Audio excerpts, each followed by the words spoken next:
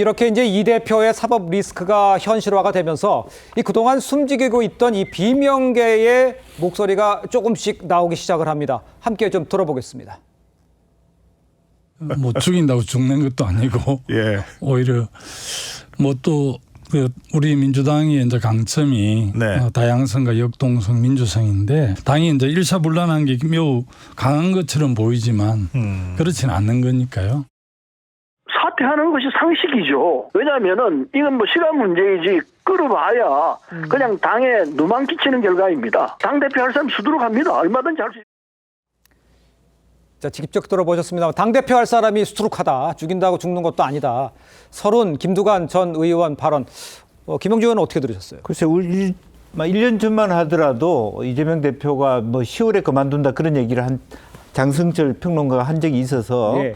거기에 대해서 그때 그러면 누가 이재명 대표가 내려가고 난 다음에 누가 할 것이냐 물어봤을 때 김두관 의원이라 그랬습니다. 그때 총선 전에. 근데 지금 현재 김두관 의원의 스탠스는 완전히 다른 입장에서 비명계로 하고 있어서 그러니까 저런 부분이 좀 헷갈리게 하는 거고요. 다만 그럼에도 불구하고 이재명은 내려가더라도 결국 이재명 대표가 누굴 지적하고 내려갈 겁니다. 추미애 의원이 됐든 뭐 정청래 의원이 됐든 김민석 의원이 됐든 이제 그런 부분에 있어서 영향력은 계속적으로 행사할 수 있을 것이다라고 하는 부분이고요. 이제 그런 의미에서 과연 이재명이 내려간다는 것 자체가 이재명이 당에서의 영향력이 완전히 없어진다는 의미는 아니기 때문에 그 부분에 대해서는 이렇게 이번 총선에서 완전히 뭐 일색일문의 어떤 이재명 당이 되어버렸기 때문에 그걸 한꺼번에 정리해 가거나 다른 대안을 만들어 가기는 쉽지 않아 보입니다. 다만 제가 느낄 때는 이 11월 이후에 또 많은 분들이 특히 호남에서 2심에서 역가역성, 불가역성이 없어졌다. 결국에는 감형될 요지가 없다고 보여질 경우에 전혀 새로운 어떤 대안이 필요하다라고 하는 즉 이재명 대표가 지명하는 누군가가 아닌 전혀 새로운 판이 논의상에 나타날 수 있다는 것은 분명한 것 같습니다. 알겠습니다. 한꺼번에 지금 바뀔 수 있는 그런 민주당의 상황은 아니고 그러니까 이재명 대표를 중심으로 움직이지만 그러니까 재판 결과가 계속 나오고 거기서 돌릴 수 없는 상황이 벌어진다면 글쎄요 내부에서 다른 목소리가 더 힘을 받을 수 있는 거 아니냐 이렇게 좀 지적을 해주신 것 같아요. 일단 앞서서 우리 최민희 의원이요 비명계 움직이면 죽는다 이러면서 경고했다가 사과까지 한 바 있죠. 위중교사 1심 선고 이후에 친명계에서도 단일 대화가 계속 이어질 수 있을지 비명계 움직이면 아까 뭐 전체적으로 그렇게 조망을 해주셨습니다. 밖에서 봤을 때는 어떻게 보셨어요? 일단 그 최민희 의원이 저 움직이면 죽는다 이제 비명계를 겨냥해서 한 말이 그 언제냐면은 1심 첫 1호 1심이 선거법 1심 나오고 나서 그 다음 날이에요. 그렇죠. 그 다음 날 바로 장애 했죠. 집회에서 예, 한 이야기거든요. 그 장애 집회에서 유튜브 매체와 만나서 한 이야기인데 그러면 그런 이야기로 바로 1심 나오고 나서 다음 날 이야기했다는 것은 이게 현실화되고 있다는 걸 느꼈기 때문에 그런 이야기가 나오는 겁니다. 네. 아 이게 그냥 지금까지는 뭐 1심이 나와서 유죄가 나오면은 비명계가 움직일 것이다. 그런 정도로 있다가 진짜 1심이 중형이 나오니까 이것은 이제 현실로 돼버린 거예요. 네. 현실이 됐고 실제로 현실이 될 수밖에 없는 것이 일단 그 434억 원 문제가 걸려 있습니다. 민주당에는. 그래서 이재명 대표와 계속 같이 434억 원을 방어를 하기 위해서 당 차원의 변호 조력을 하겠다고 하는데 그게 현실적일지 아니면은 2심에서까지 이게 유죄가 나오면은 그게 아니고 아예 이재명 대표가 손절을 하는 것이 정치적으로 거리를 두는 것이 이걸 해결하는 데 더 나을지 이 문제를 또 고민을 할 수가 있어요. 또 하나는 어차피 이번에 이대로 가면은 다음 대선에 못 나오는데 다음 대선에 나올 가능성이 낮아졌죠.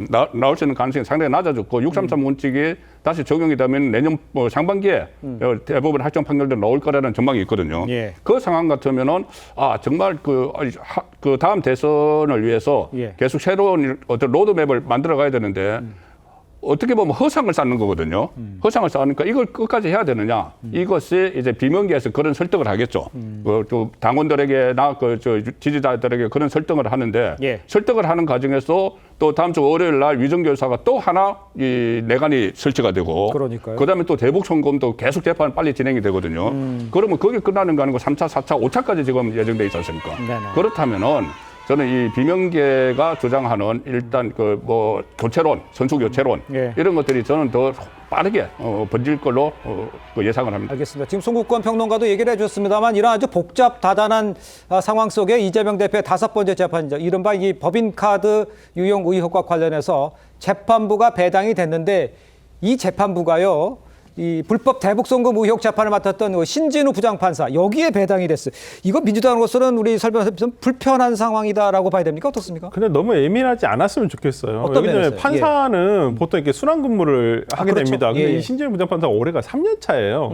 이제 물론 내년까지 해서 4년 차까지 해서 재판을 할 수도 있는 여지도 있습니다만 보통 인사 어떤 이 관행에 의하면 보통 2년에서 3년 한 법원에 있게 되면 그 다음 다른 법원으로 전원을 가거든요. 그렇다고 예. 한다면 네. 실제 이 신진우 부장판사가 이재명 대표의 어떤 법화 사건과 관련해가지고 예. 이거 끝까지 뭐 판결 1심 판결까지 나기는 조금 제 생각에는 힘들다고 보고요. 뭐 그러면서 너무 이게 판사가 누구냐에 따라서 저는 판결이 달라지거나 이런 것은 그 오차 범위는 크지 않다고 봅니다. 오히려 이 재판부에서 본인이 어떤 무죄 무고함을 입증할 것인가에 대한 노력을 하는 게 더 중요하지. 그렇죠. 어떤 당연하죠. 판사냐. 예. 뭐 이게 그렇게 중요한 문제인가. 근데 민주당 쪽에서는 너무 이거에 대해서 이 재판부에 대해서 너무 좀 뭐 진짜 즐겁을 한다는 느낌을 지울 수가 없어서 예. 너무 예민하다. 저는 그렇게 봅니다. 아니, 그 기피 신청할 수도 있습니까? 지금 상황에서? 아니 기피할 사유가 아닙니다. 사유가 법에 정해진 아닙니까? 예. 공정한 재판을 받지 못할 어떤 사유가 있지는 않습니다. 이 재판과 관련해 가지고.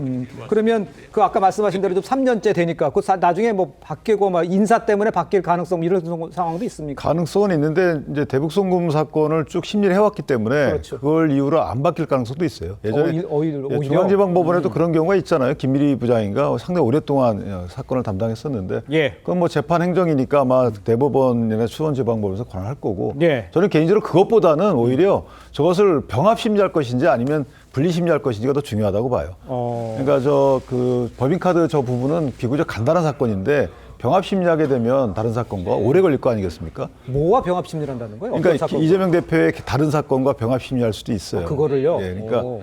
원래 예전에 공직선거법의 병합 심리 여부가 문제됐었잖아요. 그렇습니다. 그런 것처럼 병합 심리 여부가 오히려 더 이재명 대표에게 이게 관련된 사안이 아닐까라는 생각을 합니다. 알겠습니다.